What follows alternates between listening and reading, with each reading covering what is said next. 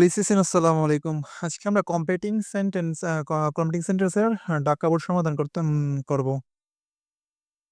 এবং প্রথম থেকে শেষ পর্যন্ত একদম বাংলা ভেঙে ভেঙে একদম কোন রুলসটা কিসের জন্য বসেছে একদম এক্সপ্লেনেশন আকারে আমরা এটা সমাধান করব।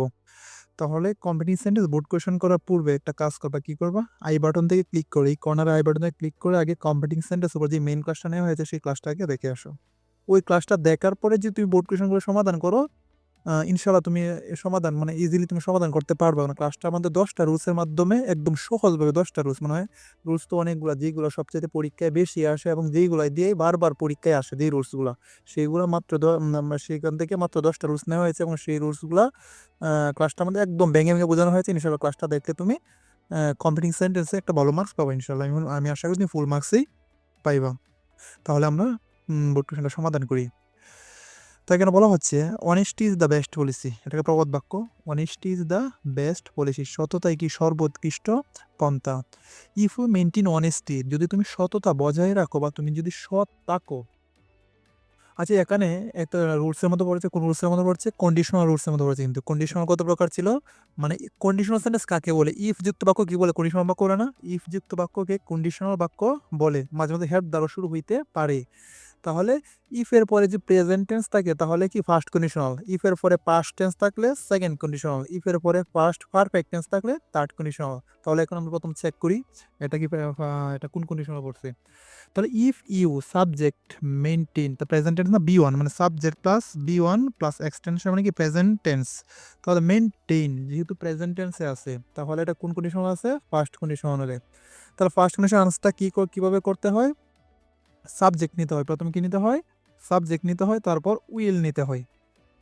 Subject plus will B one plus extension মানে একটা অর্থ করতে গিয়ে যেটুকু প্রয়োজন কয়েকটা ওয়ার্ড আমাদের নিতে হবে। তাহলে আমরা ইফ ইউ মেনটেন অনেস্টি, যদি তুমি সততা বজায় রাখো, you will succeed in life, মানে একদম সহজভাবে বলতে গেলে you will succeed in life, S U C sub, you will succeed in life, তুমি জীবনে কি হবে, সফল হবে যদি তুমি সৎ থাকো। এখানে আমরা আরো অনেক বলতে পারি, কি বলতে পারি, মানে সেন্টেন্স তোমার অর্থবহ হইলে হইলো। তো এখানে আমরা বলতে পারি না, let me one second, you will succeed in life, অথবা আমরা বলতে পারি you will be rewarded, you will B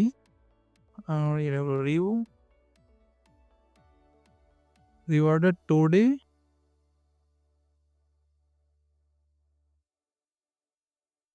today or tomorrow.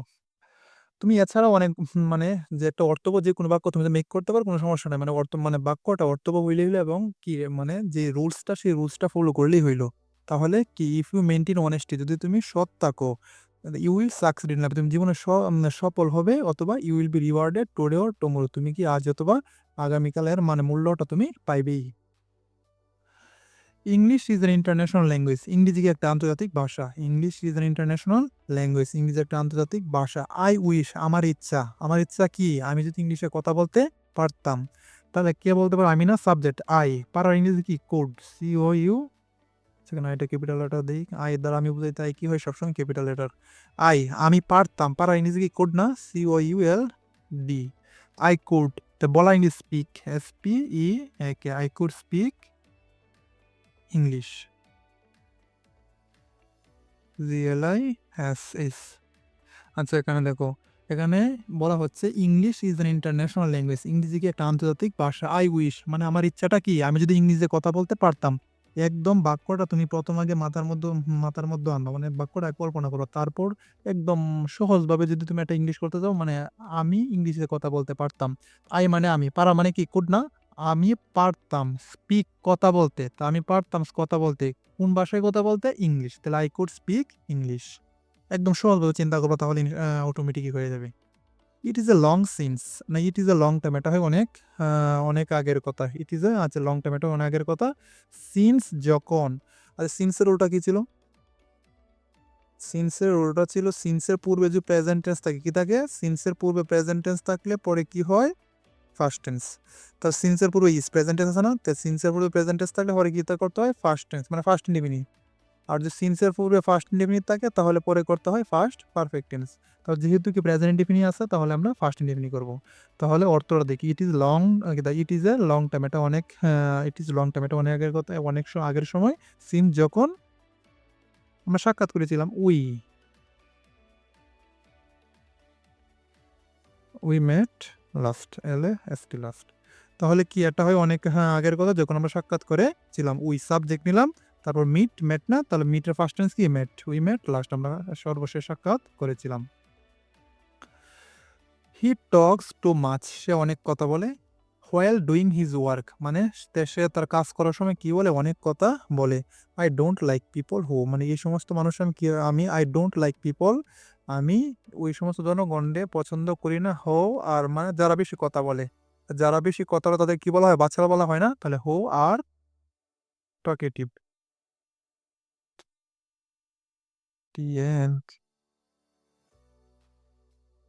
TIB talkative. তাহলে এখানে অর্থটা খেয়াল রাখো। তাহলে হি টক্স টু মাচ, সে অধিক কথা, মানে সে অধিক কথা বলে কাজ করার সময়। তাহলে আমি কি করি না, I don't like people who are talkative, যারা বেশি কথা বলে। টকেটিভ মানে কি, বাচাল, মানে TOLKTIB টকেটিভ, যারা অতিরিক্ত কথা বলে তাদেরকে আমি কি করি না, পছন্দ করি না। The beggar was very hungry, ভিক্ষুকটা কি ছিল, খুব ক্ষুধার্ত ছিল। No sooner had he got a piece of loaf on the road. No sooner had he got, আমার no sooner had hardly had, no sooner had hardly had scarce, মানে scarcely head এর সাথে কি হয়, নো সোনার হেডের সাথে দেন হয়, আর hardly head scarce এর সাথে কি হয়, এন হয়। আনস করতে হয় কি দিয়ে, subject plus B2, subject plus B2। তো অর্থটা আমরা দেখি, no sooner had he got a piece of loaf on the road, মানে রোডের উপরে কি একটা রুটির টুকরা সে পেতে না পেতে কি করলো, তারপর খাওয়া সে শুরু করলো। তাহলে শুরু করলো সে না, তা হি। তাহলে সাবজেক্ট কি নিতে হবে জানি, no sooner had hardly head, এর পরে কি সাবজেক্ট নিতে হয়, তারপর B2 নিতে হয়। সাবজেক্টের উপর কি নিতে হয়, তা শুরু করে নি স্টার্ট না, তা স্টার্টের B2 কি, স্টার্টেড, স্টার্টের B2 হচ্ছে স্টার্টেড, STARTED স্টার্টেড। তো সে শুরু করলো ইটিং, কি মানে খাওয়া শুরু করলো, খাওয়ার কিন্তু ইটিং না, EATING, ইটিং। সেটা আমরা নিচে নেই, Ctrl+X। তাহলে সে কি, মানে রুটির টুকরাটা রাস্তায় পেতে না পেতে পাওয়া মাত্রই কি করলো, সে সেটা খাওয়া শুরু করলো। তাহলে এখানে আমরা নো সোনার হেডের রুলস বলেছি, নো সোনার হেড থাকলে কি করতে হয়, সাবজেক্ট নিতে হয়, তারপর B2 নিতে হয়। এখানে স্টার্ট দিলে কি আনস্কিত হইতো না কিন্তু, কারণ যেহেতু কি নো সোনার হেড আছে, ঠিক সেই কারণে কিন্তু সাবজেক্ট নিতে হবে, তারপর বাড়বে B2 নিতে হবে। আচ্ছা, বলতে the old man is very weak. The old man, বয়স্ক মানুষটা কি তা খুব দুর্বল। He is walking slowly. আচ্ছা, বলা হচ্ছে বয়স্ক মানুষটা খুব দুর্বল। হি ইজ ওয়াকিং স্লোলি, সে কি মানে ধীরে ধীরে হাঁটতেছে, কিসের জন্য, lest he should fall down, অথবা লেস্ট হি শুড ফল,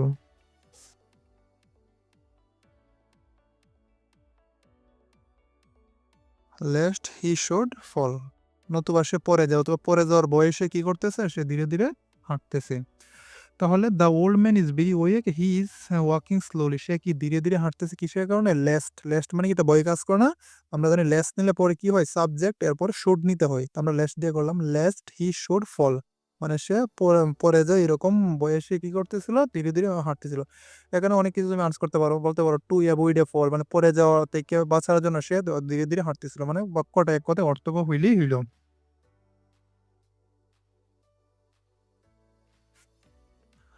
আচ্ছা, এ গুড স্টুডেন্ট, না, a student should not memorise any answer blindly, বলা হচ্ছে একজন ছাত্রের শুড নট, উচিত না, মেমোরাইজ মুখস্থ করা, এনি আনসার, কোনো আনসার ব্লাইন্ডলি, অন্ধভাবে কোনো কিছু মুখস্থ করা কি উচিত না।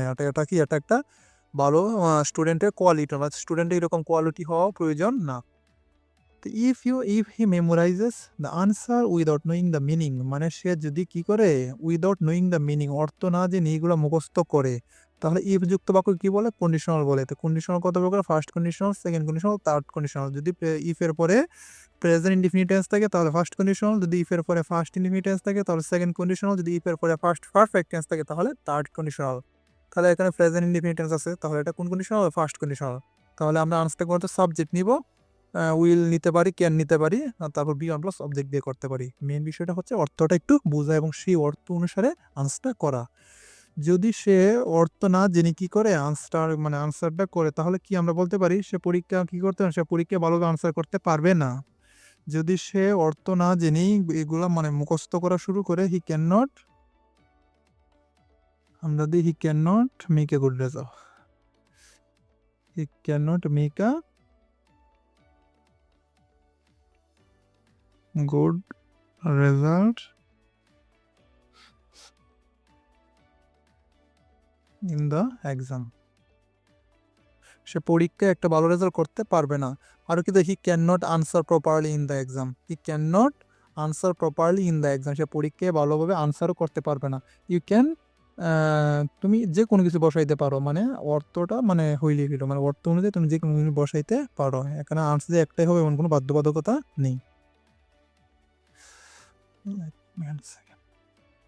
আচ্ছা, এখানে বলা হচ্ছে corruption is the main hindrance to the development of our country. Corruption, দুর্নীতি ইজ হয় মেইন হিন্ডারেন্স, প্রধান বাধা। দুর্নীতি হচ্ছে প্রধান বাধা আমাদের উন্নয়নের ক্ষেত্রে, আমাদের দেশটা উন্নয়নের ক্ষেত্রে প্রধান বাধায় কি হচ্ছে, প্রথমে প্রধানতম সমস্যা দুর্নীতি। দেখো না, দেশের লক্ষ লক্ষ টাকা দেশের বাইরে পাচার করে। তাই কি এই যে আওয়ামী লীগের প্রায় 15 বছর শাসন আমলে প্রায় কি এই যে প্রায় শেষ তথ্য অনুযায়ী প্রায় 24 লক্ষ কোটি টাকা, 24 lakh crore, can you imagine, 24 lakh crore টাকা তো দেশের বাইরে কি দিয়ে দেশের বাইরে তা কি করছে, দুর্নীতির মাধ্যমে পাচার করে নিছে। তাহলে এই দুর্নীতিগুলাই কি করতেছে, আমার দেশটারে উন্নয়নের ক্ষেত্রে বাধা সৃষ্টি করতেছে। অন্যান্য দেশ কেন এত উন্নত, কারণ সে অন্যান্য দেশে কি দুর্নীতির পরিমাণটা কম, সেই কারণে অন্যান্য দেশ উন্নত। তাহলে যেহেতু কি করতেছে, দুর্নীতি আমাদের দেশে উন্নয়নের প্রতি প্রধান বাধা হয়ে দাঁড়াইছে, তো ইট ইজ হাই টাইম, এটাই উপযুক্ত সময়। কি ইট ইজ হাই টাইমের রুল কি ছিল, ইট ইজ হাই টাইম দুই ভাবে করা যায়। ইট ইজ হাই টাইমে এটাই উপযুক্ত সময়, কিভাবে, টো প্লাস বি ওয়ান। তোমরা কি মেন ক্লাসটা দেখে আসো, মেন ক্লাসটা দেখলে ইনশাল্লাহ এগুলো একদম অটোমেটিক বুঝে পাবো, একদম অটোমেটিকলি বুঝে যাবো। মেন ক্লাসটা দেখার পরে যদি এগুলো দেখো অটোমেটিকলি বুঝে যাবো। তাহলে মেন ক্লাসটাকে দেখে আসো, মেন ক্লাসটা আগে দেখে আসো, ডিসক্রিপশন লিস্টে দেওয়া আছে, তো আই বাটন থেকে ক্লিক করে মেন ক্লাসটা দেখে আসো। তাহলে কি ইট ইজ হাই টাইমের উল্টা হচ্ছে টো প্লাস বি ওয়ান অথবা সাবজেক্ট প্লাস বি টু। তো ইট ইজ হাই টাইমের এটাই উপযুক্ত সময় to stop it, to stop corruption দিয়ে, to S T O P, to stop T I O N, to stop corruption. অথবা এখানে আমরা আর কি দিতে পারি, we stopped, S T O double P, we stopped,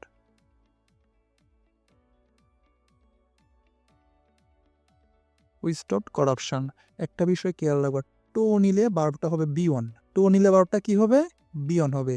আর যদি সাবজেক্ট নিই তাহলে ভার্বটা হবে V two. It is high টাইমের রুল দুইটা, টো প্লাস বি ওয়ান আর subject plus V two. Had I earn enough money, had I earn enough money, যদি আমি কি করতাম, পর্যাপ্ত পরিমাণ টাকা ইনকাম করতে পারতাম। কন্ডিশনাল, এটা কি হ্যাড দ্বারা শুরু হলে কি হয়, ইফ দ্বারা শুরু হইলে কন্ডিশনাল, আর হ্যাড দ্বারা শুরু হইলে কন্ডিশনাল। তো হেডের পরে বি3 কি এটা ফার্স্ট পারফেক্ট টেন্স না, তার ফার্স্ট পারফেক্ট টেন্স কি হয়, থার্ড কন্ডিশনাল না। তাহলে এখান থেকে হেডে আনসার হেডে অর্থটা কিসের মতো হবে, ইফের মতো। তাহলে had I earn enough money, যদি আমি কি করতাম, যথেষ্ট পরিমাণ টাকা ইনকাম করতে পারতাম, আমি গরিবদের সাহায্য করতে পারতাম একদম সহজভাবে। এত কঠিন চিন্তা করার কোনো নয়, একদম সহজ বাক্যগুলো, একদম সহজ বাক্যগুলো কল্পনা করবা এবং সহজ বাক্যগুলো লেখার চেষ্টা করবা, এত কঠিনে যাওয়ার কোনো প্রয়োজন নেই। তাহলে যদি আমি অধিক টাকা যথেষ্ট পরিমাণ টাকা ইনকাম করতে পারতাম, কি করতাম, I would have, W O, I would have helped the poor.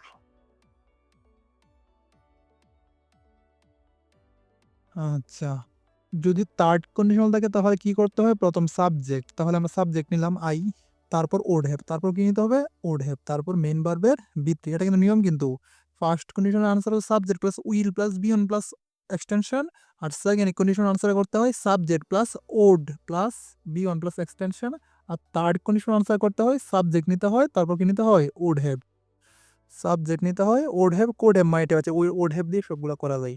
I ode have main ভার্বের ভিত্তিতে, হেল্পের ভিত্তিতে সাহায্য করতে চাই, তাহলে সাহায্য করে হেল্প না, হেল্পের ভিত্তি help, I would have help the poor. এই বাক্যটা তুমি প্রায় অনেকগুলো বোর্ড এই বাক্যগুলো রিপিট হয়, কিন্তু তুমি যদি কয়েকটা মুখস্থ করতে পারো, মানে তুমি যদি কয়েকটা মুখস্থ করতে পারলে এগুলো কিন্তু রিপিট হয়, মানে একটা একটা বোর্ড থেকে আরেকটা বোর্ডে রিপিট হুবহু রিপিট হয়, তাহলে এগুলো তোমরা মুখস্থ করবা। তাহলে আমার যথেষ্ট টাকা দিলে কি করতাম, আমি গরিবদের সাহায্য করতাম। My brother will come to Rajshahi from Dhaka, Dhaka থেকে কোথায় আসবে, রাজশাহী আসবে। So I have to go, তাই আমাকে যেতে হবে কোথায়, স্টেশনে। With the view to, with the view to would you mind, কি বোঝায়, উইথ দ্য ভিউ টু উদ্দেশ্য বোঝায়, ওড ইউ মাইন্ড দয়া করে, তাই এগুলোর পরে কি ভার্বের সাথে আইএনজি দিয়ে অর্থ করতে হয়। তাহলে আমাকে কি করতে হবে, আমি কেন যাব, আমি স্টেশনে যাব অবশ্যই কি করে, আমার বাইকে রিসিভ করার জন্য, বাইকে রিসিভ করে আনার জন্য, তো with the view two receiving him, CEIBING, receiving.